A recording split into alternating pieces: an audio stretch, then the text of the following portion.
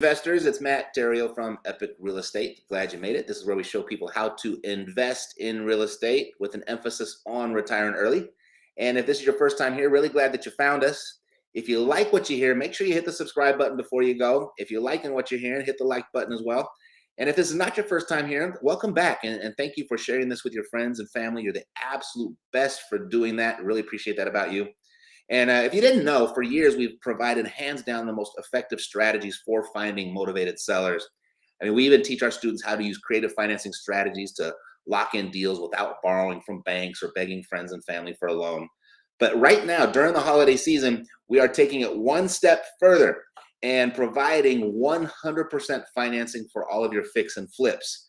And my advice has always been to, and it still is, to find the deal first, and the money will find you. And if you've never done that before, you've never done a deal before, I mean, I really understand it takes an inordinate amount of faith to really trust that process. So this is what I'm going to do. I'm going to help you out with the faith part and assure you that the money is already there waiting for you. So I've made some special arrangements just for you.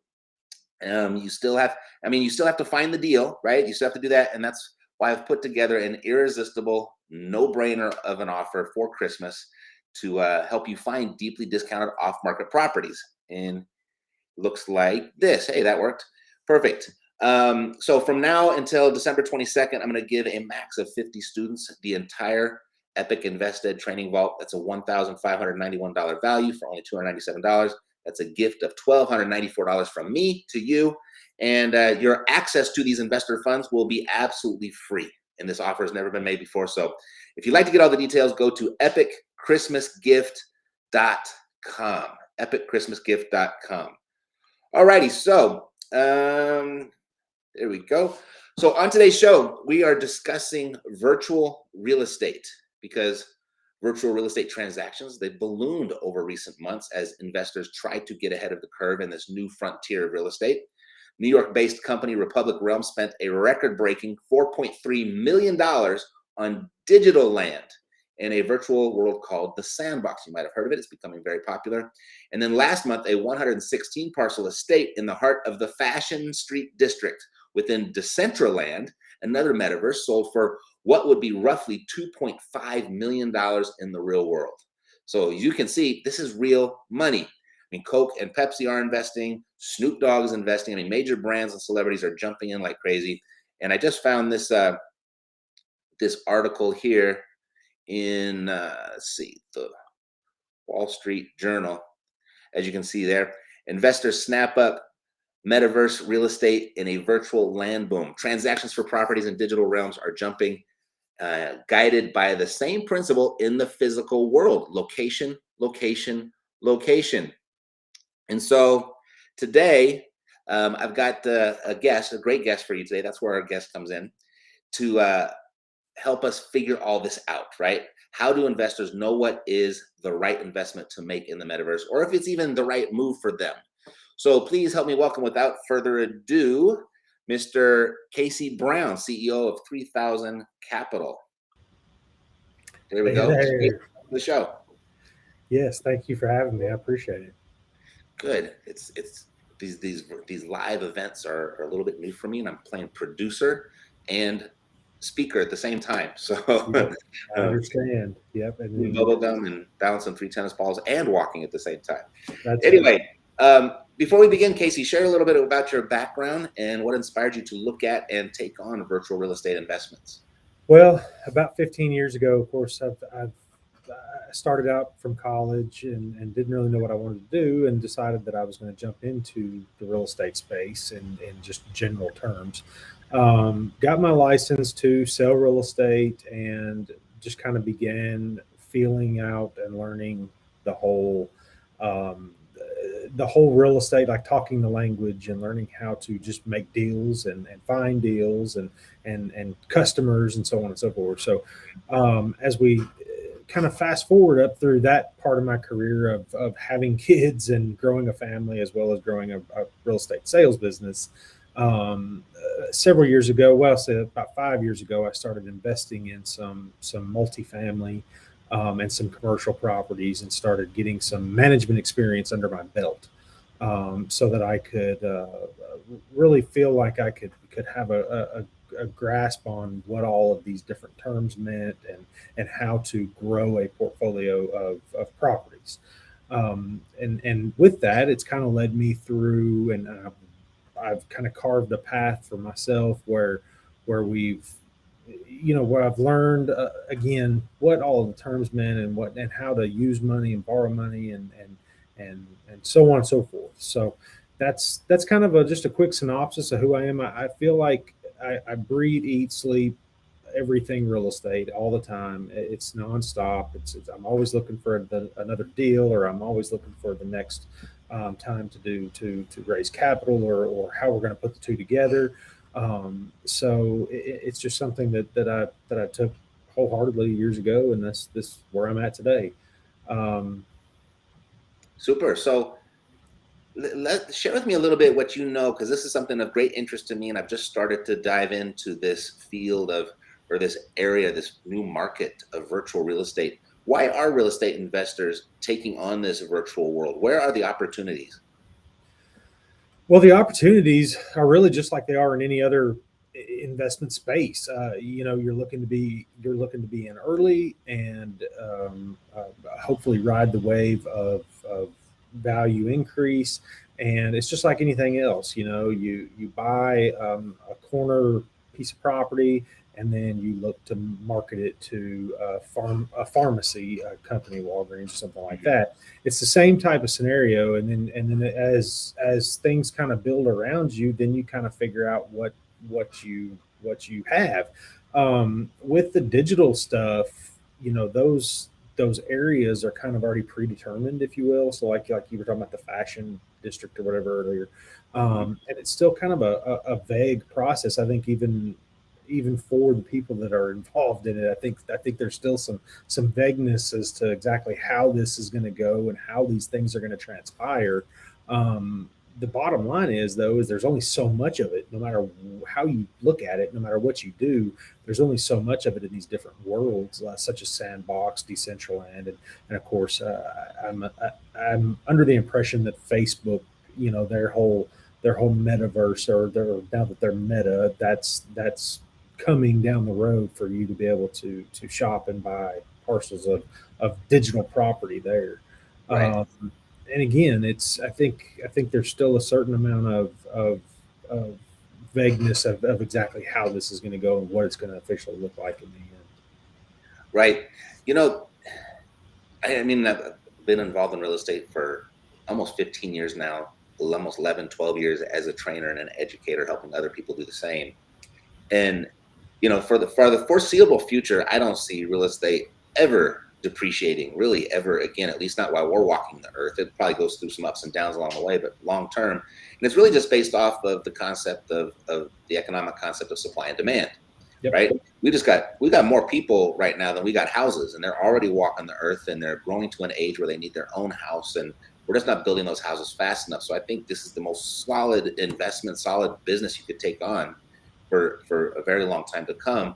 But when we make this transition into virtual real estate, um, is that supply and demand there, or is this a little bit more, or a lot more speculation, a little bit more of a gamble? Because this is real money, and we're talking millions of dollars for digital plots of land inside of a video game. Yep. Now, and I think what you're looking at right now is yes, the video game, if you will, what you just Mhm. said. The whole video game concept is something that my parents are still trapped in the world of. While I'm sitting there playing Super Mario Brothers, and they thought we were all the whole Earth was gonna burn when we got older, because we sure were gonna know what to do about it, because all we did was play video games. And so what's happening is, and it's happening in my own household. The Oculus. Let's just take it for just an example. The Oculus, and then the amount of time that my kids play on the Oculus. And one of them the other day was talking about they were playing a game where they were an employee. Okay, so like they're checking out groceries, and they're doing this for hours on end. And I'm like, what could be so? Why don't you go do that for real and bring home a check? You know what I'm saying? I mean, it's just like, come on, what are we doing? And so, but I think what's happening is you're not going to see an immediate shift into this digital world, but my generation is post Super Mario Brothers, and we're post invention of basically the personal computer, and look at the how the earth is, or the world has transcended from that point moving forward, and what it looks like post those things happening. And so, although I think what where there's some confusion arising is that somehow this virtual world is going to stand in for the physical world, and I don't think that's the aim or the direction that these folks are going. I think the direction they're going is for things that can be virtual experiences will be in the virtual world, while obviously you can't own a farm in the virtual world that you can go pick a cucumber off of. Okay, so so I think that the mind shift has to take place there, and it automatically has to be separated to begin with. And as these investments, and as these people, these bigger wheel people start coming into this space, you're going to see a lot of things. Like, I can't even remember, my own father. He just about fell out of his chair the day he figured out he could play poker online several years ago. It was one of the original, everything was real pixelated and all that stuff, and he just about fell out of his chair. And then you start thinking, okay, how many people fly to just right where you're at? How many people come to Las Vegas just to roll the dice, or come to Las Vegas just simply to play blackjack? Okay. What happens when now you have a unregulated space where anybody can go on there and gamble with whatever? That now they have a venue online where you can actually physically go in, and these kinds of things start happening. And one of the I'm sorry, I may have gotten off of the original question. I think we were. Yeah, I'm just guess what, and I kind of get it. So I'm almost there, but I'm trying to think in like the layman's terms, where this is a totally brand new concept, because it is something brand new for most of the world, right? Yeah. Personally, specifically the civilized world that have the ability to invest if they wanted to, and if they wanted to participate. Um, so as far as these, like I said, like we just said, guy paid $2.5 million for 116 parcel estate. So Yep. that's $2.5 million. So that's an investment, obviously, to that investor. So the expectation would probably be appreciation, and I Yep. guess that comes from adoption of the game, Yep. right? And then, Well, it's not just a game. Now, I think that's where I'm talking about the long play of it is not the game. It's not a okay, game. all It's right, it's one of the things that I heard. Of course, you hear so many different things, but one of the things that I heard Mark Zuckerberg was emphatic about, especially when the pandemic started, was you had people that were dying all across the world, not even just from COVID, but you still had your regular everyday people that were passing away. And all of a sudden, we were all strapped in our chairs at home and couldn't go anywhere. We were straitjacketed in our house. We couldn't even go to say goodbye to our loved ones.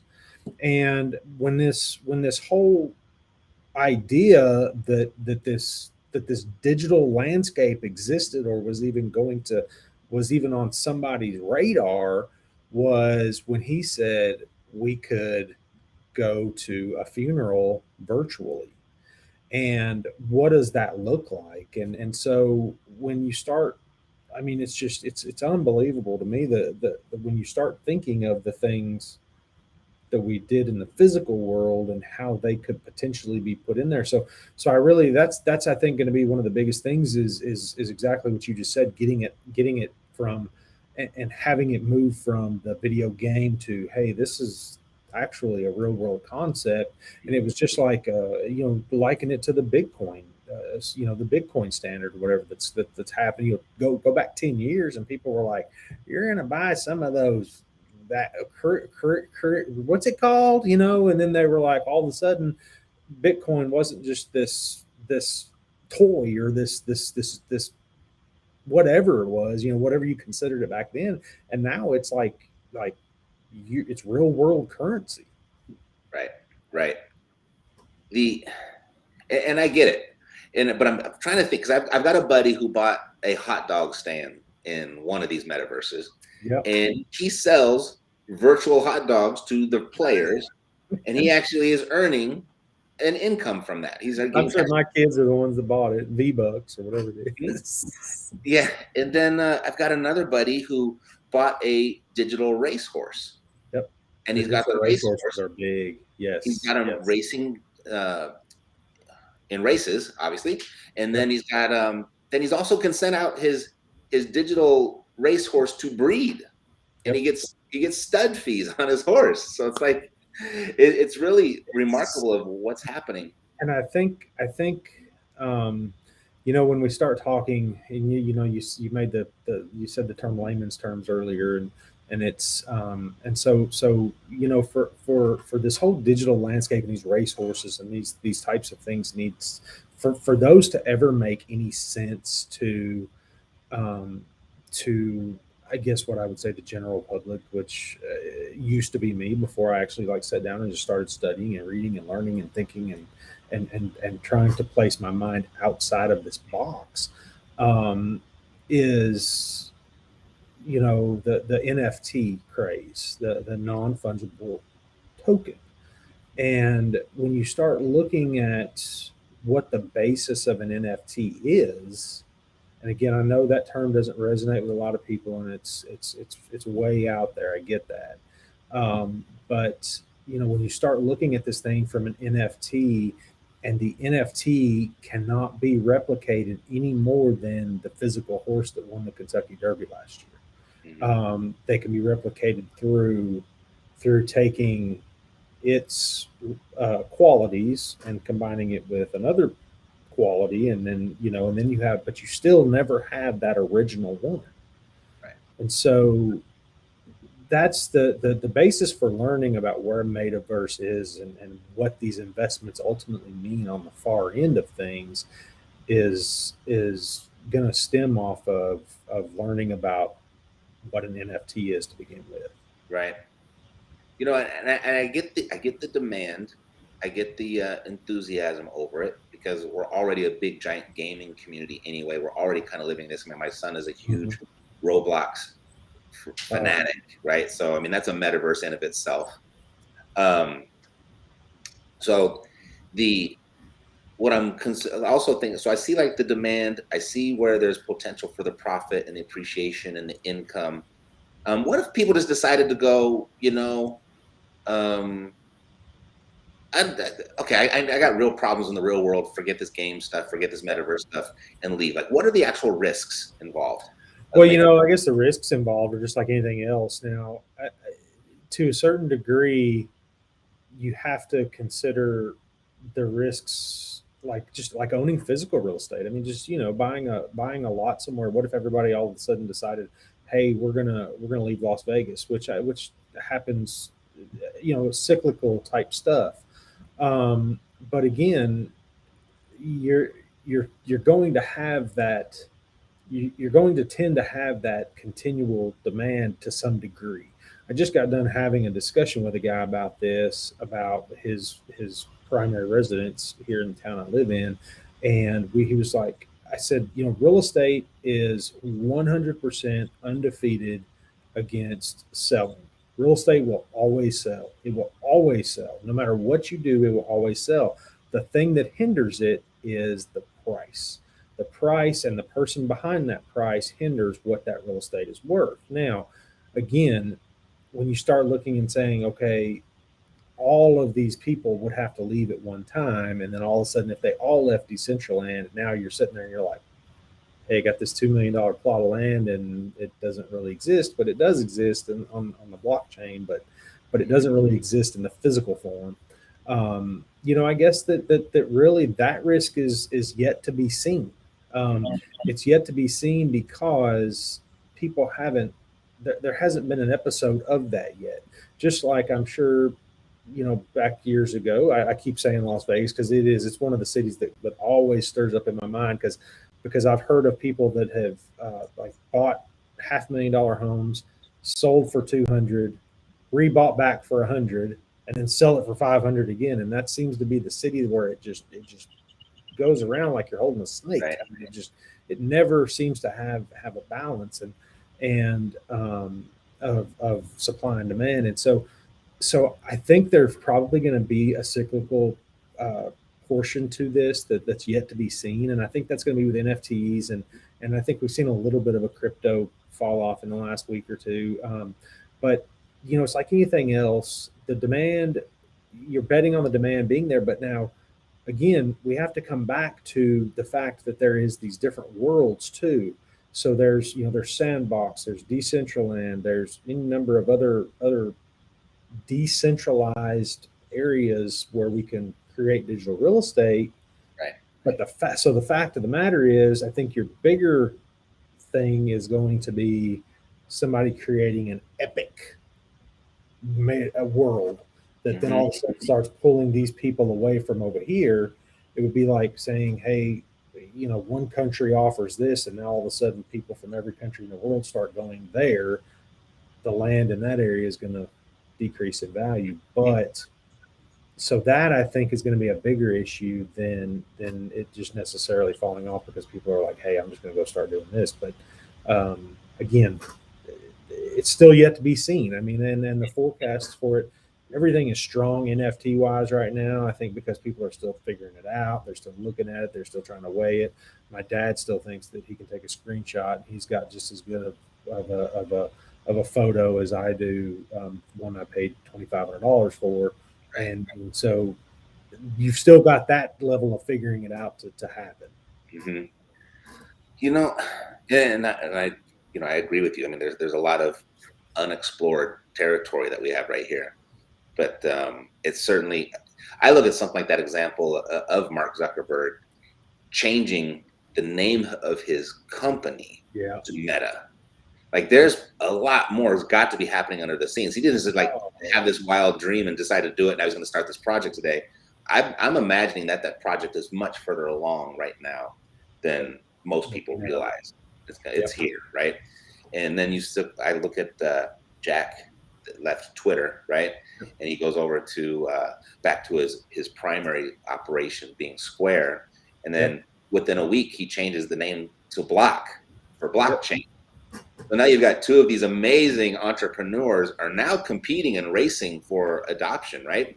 Yep. So just because of that, I have no doubts of the future of this, but I'm still thinking of the potential risks. But and I think there's going to be a lot of risk investment wise. Say that again. I think there's going to be a lot of risk investment wise. I mean, I don't think that's going to. I think this is essentially the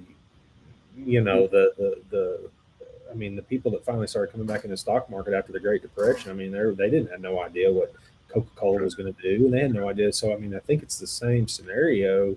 But until and the other, I was thinking about this, and we haven't even begun to see my wild brain idea is that probably less than 5% of the entire population even remotely begins to have a grasp on what an NFT is. And it's already exploding. I mean, CryptoPunks, 500,000, 500, 600,000. I mean, that kind of stuff. And again, we're still talking about such a minute percentage of the population that really understands that where does it go from here when all of a sudden now 80% of the population understands it. And there's only so many, 9,600 parcels of land is not that many. And that 9,600, that comes from where? That's the number of parcels in. That's Decentraland. I think, is it 9,600 or 96,000? Okay. Off the top of my head, it's one or the other. Right? There's a limit, though, right? So, yeah, there is a limit, and they're not going. And a lot of people. Again, my dad will take a screenshot. I've got one. Look, and I didn't pay anything for it. I'm like, really? Come on now. And so it's the same thing.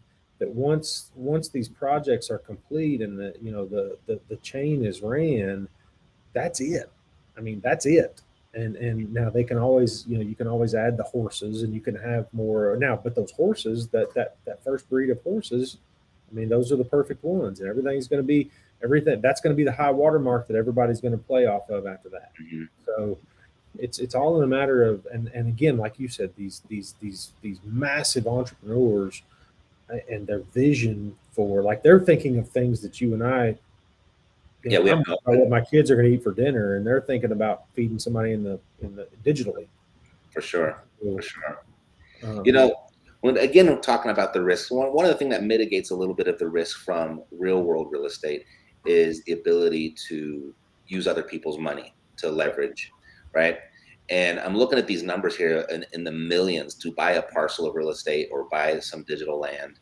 Um, are there any options for financing yet, or are these just going to be all cash deals for right now?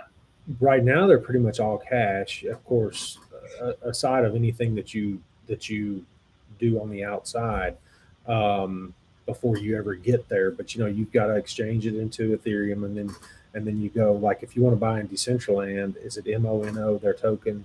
Uh, and, and so and so once you have those tokens, there's going to pop up where people are going to start leveraging that stuff.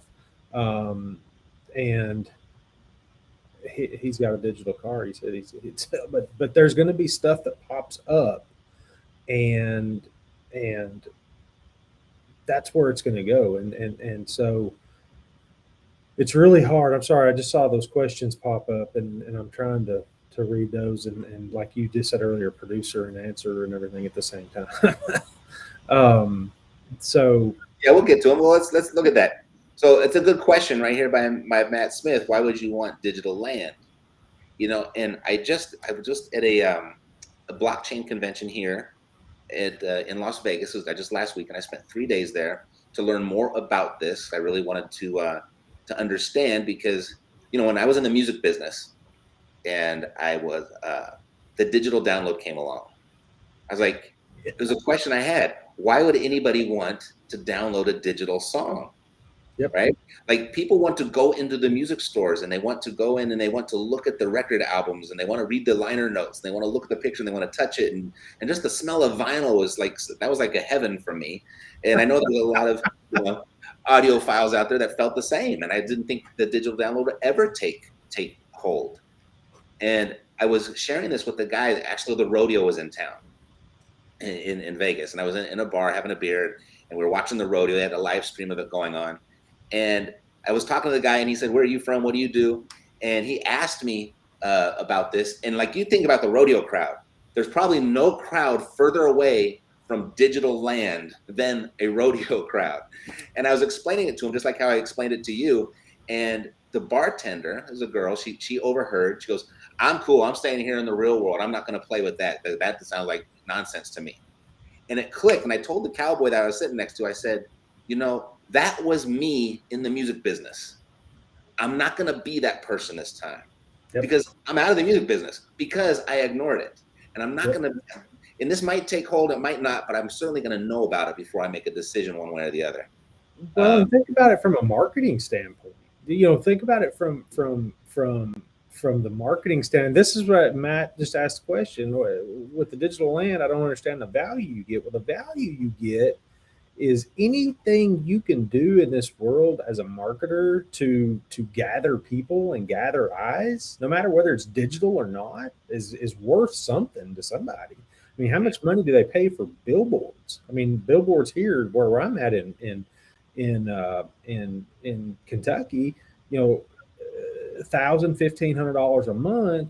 But how many impressions are you getting? And that's the same thing here. It's how our kids are in there playing in this game and they're doing this and racing horses or whatever they're doing. Well, they're selling them Play-Doh and all that other stuff.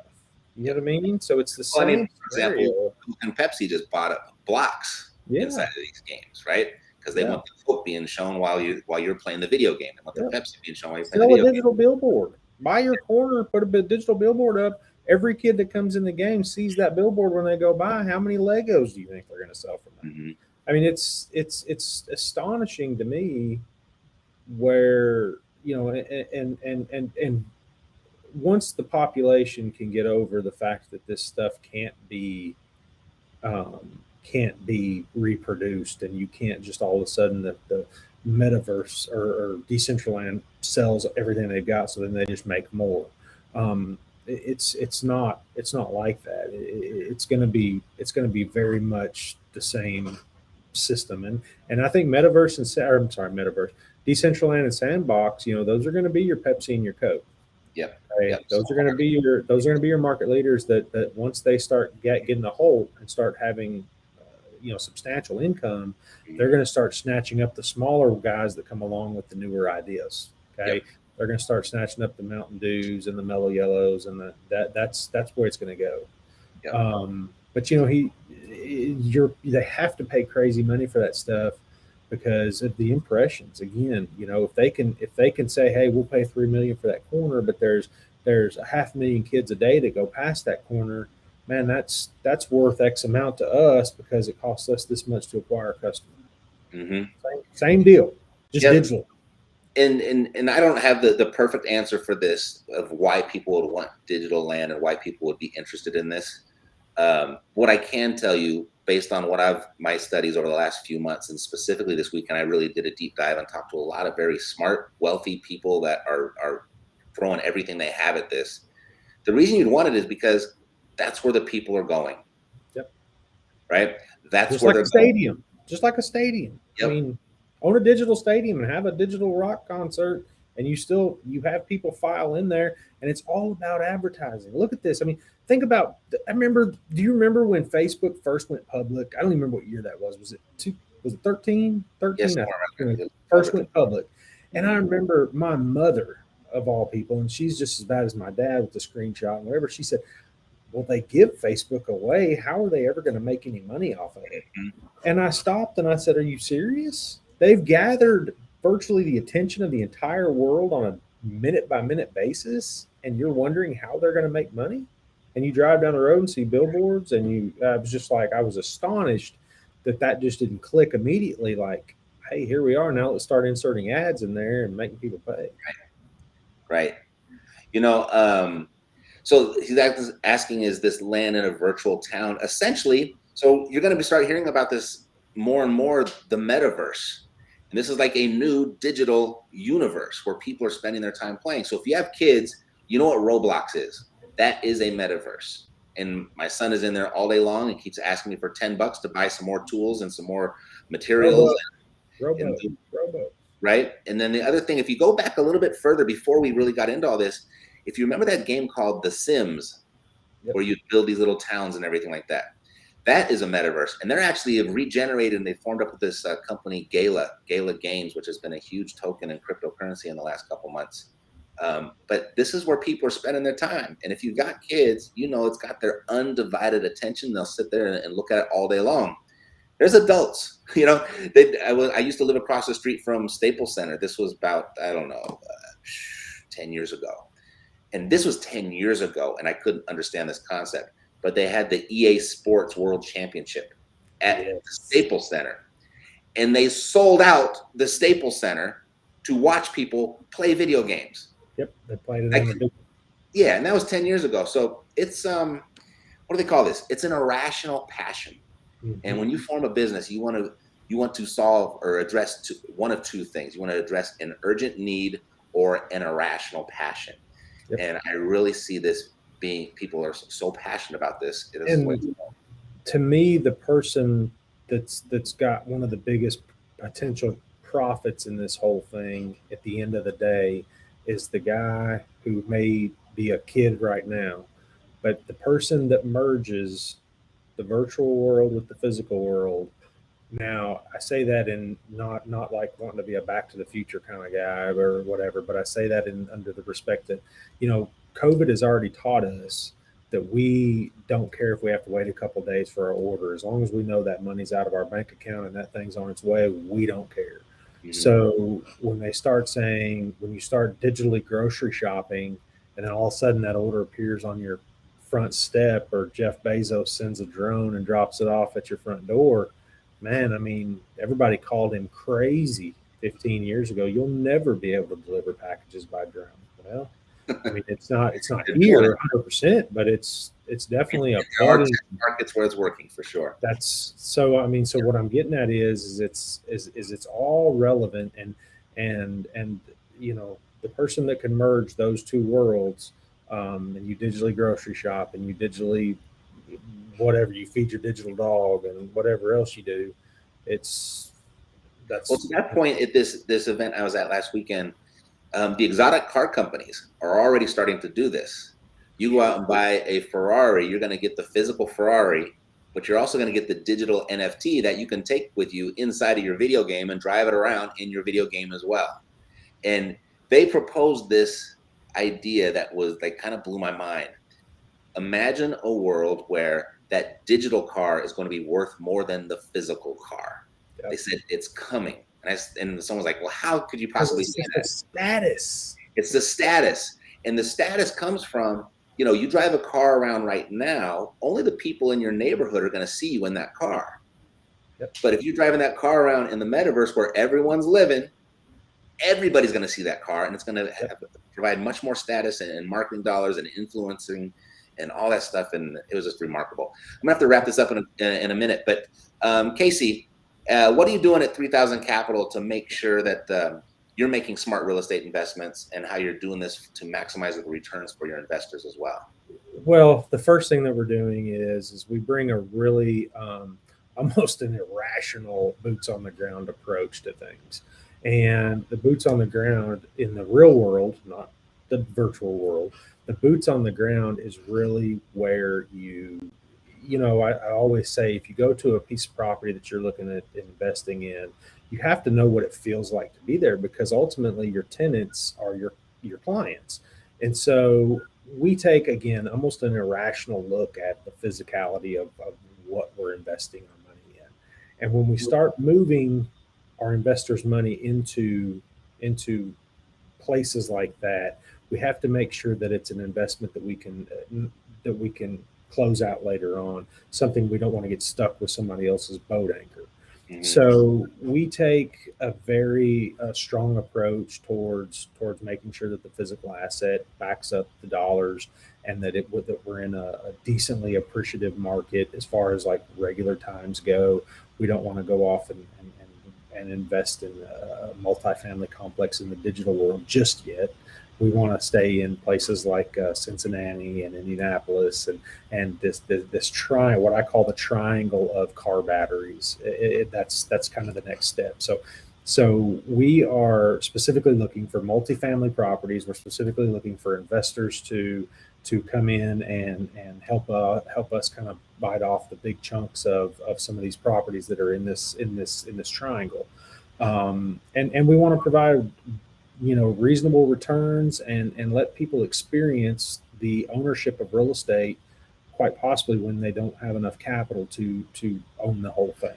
Sure. And Are we you want talking about real estate now, or are we talking about virtual real estate? real estate. Okay. Real estate. 3000 Capital. We are on the physical side, but again, the digital part of it is seeing where this is all going. So yes, the real estate part of it is we're going to we want to raise capital for this specific area. So is where we're looking for multifamily and investment type stuff. Okay, so if people wanted to learn more about what you're doing, and see if they wanted to participate, they would go to, that's what, 3000capital.com? 3000capital.com. I know that URL up there looks a little funny, but just go to 3000capital.com. We're also Veravest verified, so you can find us on Veravest. We spent a lot of money and a lot of time putting this stuff together, and we're really moving on, and hope to be several thousand units down by this time next year. Perfect. Well, there's a lot more to discuss, as this is going to be constantly evolving. And if you're involved in the cryptocurrency world or in the metaverse world, things are changing by the minute. Like it's happening so fast. So let's go ahead and do this again somewhere in the near future as things evolve. And then, I guess that's it. You can go to 3000capital.com to check out what Casey and his company is doing. And thank you for being here. I really appreciate it. Yes, sir. Well, thank you for having me, and I appreciate it. And I hope everybody has a Merry Christmas and enjoys all that has to give. Super. Same to you. Thanks, Casey. Yes, sir. Thank you. All righty. So that wraps up this epic show. And if you found this episode valuable, who else do you know that might too? there's a really good chance that you know someone else that would. And when their name comes to mind, please share it with them. And if you liked what you heard today, go ahead and smash the like button. Let me know what you're thinking down below in the comments. John, you're welcome. Matt, thank you for being here. Appreciate all of you guys that are here. And when they come here, ask them to click the subscribe button. I'll take great care of them. Alrighty. God loves you. So do I. Merry Christmas to you. Health, peace, blessings, and success to you. I'm Matt Terrio, living the dream. Take care.